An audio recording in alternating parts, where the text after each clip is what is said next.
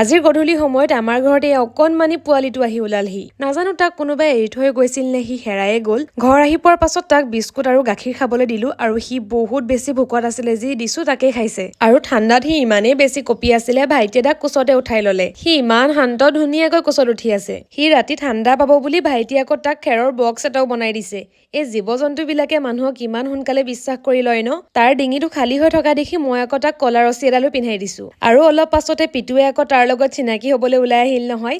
সি পিতুক দেখি পিতুৱে কামুৰিব বুলি ভয়তে ভিতৰলৈ পলাইছে। এয়া হৈছে ৰাতিপুৱাৰ ভিডিঅ'। মই ভাবিছিলো প্ৰথমতে এলেক্সে আকৌ তাক দেখি কামুৰিবলৈ আহিব নেকি, কিন্তু নাই, ইমান ধুনীয়াকে তিনিওটা একেলগে খেলি আছে, মোৰ দেখিয়ে মনটো ভাল লাগি গ'ল। আমাৰ আকৌ এলেক্স শান্ত শিষ্ট মহা দুষ্ট নহয়। বেলেগক অকনমান মৰম কৰা দেখিলে সি আকৌ বহুত জেলেছ ফিল কৰে। খঙতে মোৰ পৰা আঁতৰি আছে, দেখিছেনে? মই ভাবিছিলো ৰাতিপুৱালে চাগে তাক বিচাৰি কোনোবা আমাৰ ঘৰলৈ আহিব, কিন্তু নাই, এতিয়ালৈকে সি আমাৰ ঘৰতে আছে আৰু ধুনীয়াকৈ খেলি আছে। আজিলৈ ইমানেই আছিলে। ভিডিঅ'টো শেষৰলৈকে চোৱাৰ বাবে থেংক ইউ।